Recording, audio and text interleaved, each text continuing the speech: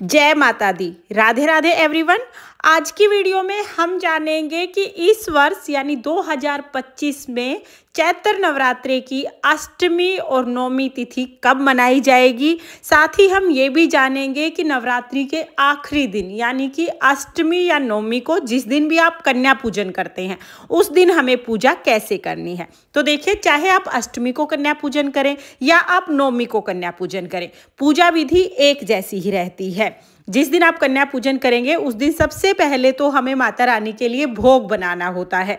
और कन्या पूजन वाले दिन यानी अष्टमी या नवमी, जिस दिन भी आप कढ़ाई करेंगे, उस दिन हम हलवा पूरी का भोग बनाते हैं। हलवा पूरी और चने का भोग माता रानी को अति प्रिय है, तो पहले आप भोग बना लीजिएगा। उसके बाद हम चौकी को थोड़ा साफ कर लेंगे, जो भी पहले दिन के फूल भोग वगैरह हैं वो सब हटा लेंगे और चौकी को थोड़ा साफ कर लेंगे। फिर हम जल के छींटे लगाकर भाव रूप में सभी को स्नान करा देंगे। तो यहाँ पर हमने जल के छींटे लगाकर शुद्धिकरण कर लिया है। उसके बाद हम देसी घी का दीपक जलाएंगे। अगर आपने अखंड दीपक जलाया है तो फिर आप जोत के लिए कपूर भी जला सकते हैं। तो यहाँ पर मैंने दीपक जला लिया है। धूप दीप जलाने के बाद फिर हम सभी को तिलक कर देंगे। कलावा चुनरी वगैरह पहले दिन ही हम उड़ा देते हैं, बाकी बाद में दिन तो सिर्फ हम जल के छींटे लगाकर तिलक कर देते हैं। तो सभी को हम यहाँ पर तिलक कर देंगे।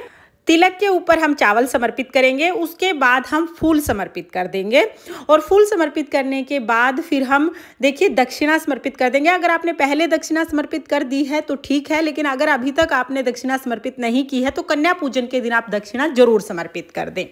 इसके साथ ही हम भोग समर्पित करेंगे। तो देखिए, आखिरी जिस दिन कन्या पूजन होती है उस दिन आप हो सके तो पान का भोग समर्पित कर दीजिएगा। पान के पत्ते पर लौंग, इलायची, सुपारी और पताशा रख के हम समर्पित कर देते हैं।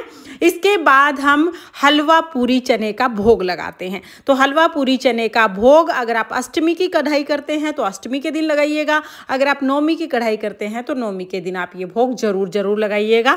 माता रानी को हलवा पूरी अति प्रिय है, तो यहाँ पर हम हलवा पूरी का भोग चढ़ा देंगे। साथ ही आपके पास कोई ऋतु फल अवेलेबल है तो आप ऋतु फल का भी भोग लगा सकते हैं। इसके बाद फिर हम जल समर्पित करेंगे और जल समर्पित करने के बाद अगर आप कोई भी पाठ करते हैं, व्रत कथा सुनते हैं, तो इस समय पर आप सुन सकते हैं। उसके बाद हमें हवन करना है। तो देखिए, इस दिन आप हवन जरूर कीजिएगा। तो गाय के गोबर से बने हुए उपले को जला के हमने अग्नि प्रज्वलित कर ली है। हवन कुंड को भी हम तिलक कर देंगे। उसके बाद सबसे पहले घी समर्पित करेंगे ताकि अग्नि अच्छे से प्रज्वलित हो जाए।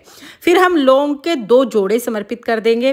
पताशे का भोग हमें अग्नि में समर्पित करना है। साथ ही जो भी आपने हलवा पूरी चना बनाया है वो भोग भी हम अग्नि में ही समर्पित करेंगे। तो थोड़ा हम इसे अग्नि में समर्पित कर देंगे।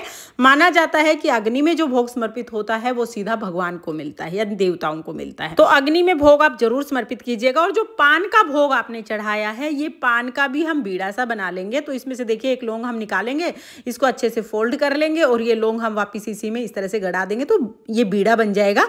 इस तरह से ये पान भी हम हवन में ही समर्पित कर देंगे। जय माता दी बोलते हुए हमें ये सारी चीजें हवन में समर्पित करनी है। उसके बाद हम हाथ जोड़ लेंगे, फिर हम कपूर समर्पित कर देंगे ताकि अग्नि अच्छे से प्रज्वलित हो जाए। तो ये सभी चीजें हम अग्नि में समर्पित कर देंगे। उसके बाद बहुत ही प्रेम पूर्वक हम आरती करेंगे। तो धूप दीप से बहुत ही प्रेम पूर्वक हम पहले गणेश जी की, फिर माता रानी की आरती करेंगे। आरती करने के बाद हाथ जोड़कर पूजा में रही कमियों के लिए क्षमा याचना करेंगे और अपनी मनोकामनाओं को पूर्ण करने के लिए माता रानी से प्रार्थना करेंगे। फिर आरती करने के बाद जो जल का लोटा है उसमें से थोड़ा सा जल अपने सीधे हाथ में लेके हम चौकी के ऊपर से, हवन के ऊपर से इस तरह से 2 बार वार के हाथ जोड़ लेंगे। इस तरह से हमारी पूजा पूर्ण हो जाएगी। तो नवरात्रि के आखिरी दिन हमें इस तरह से पूजा करनी है। पूजा के बाद जो जल का लोटा है वो हम सूर्य देवता को अर्घ दे देंगे। और जो हमने यहाँ पर भोग चढ़ाया है हलवा पूरी चने का, अगर आपके आसपास कोई गाय है तो आप गाय को खिला दीजिएगा। गाय नहीं है तो जो कन्या पूजन में कन्याएं आएंगी आप उनको प्रसाद के रूप में बांट दीजिएगा। और दक्षिणा भी आप कन्याओं में ही बांट सकते हैं। और देखिए, हमारे यहाँ पर तो जिस दिन कन्या पूजन करते हैं, चाहे अष्टमी को करें चाहे नवमी को करें, जिस दिन कन्या पूजन करते हैं उस दिन पहले हम लोग पूजा कर लेते हैं, हवन वगैरह कर लेते हैं। उसके बाद जो नारियल हमने कलश के ऊपर रखा है, इस नारियल को उठा के फिर इसको तोड़ के हम जो कन्याएं आती हैं सब में प्रसाद के रूप में बांट देते हैं। तो हमारे यहाँ पर तो जो एक कलश का नारियल है ये कन्या पूजन में ही सभी कन्याओं को बांट दिया जाता है। उसके बाद अगर कोई प्रसाद बढ़ जाता है इसका तो घर के सभी सदस्य उसको ग्रहण कर लेते हैं। कन्याओं में हम पहले इस नारियल को बांटते हैं। बाकी बहुत जगह पर ये नारियल विसर्जित किया जाता है, तो अगर आपके यहाँ पे विसर्जित किया जाता है तो विसर्जित कर दीजिए, कन्याओं में बांटा जाता है तो कन्याओं में बांट दीजिए। इसके साथ ही देखिए जो चौकी है, अगर आपके घर में परंपरा है कि कन्या पूजन के बाद चौकी उठाते हैं, तो अगर परंपरा है तो आप फिर अपने घर की परंपरा के हिसाब से कन्या पूजन के बाद चौकी उठा सकते हैं।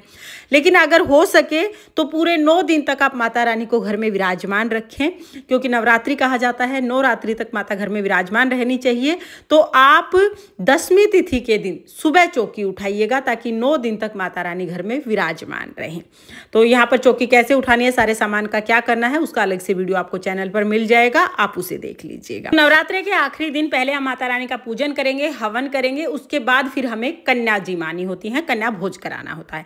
अब बात आती है कि इस वर्ष यानी 2025 में अष्टमी नवमी तिथि कब है, यानी कब हमें कन्या पूजन करना है।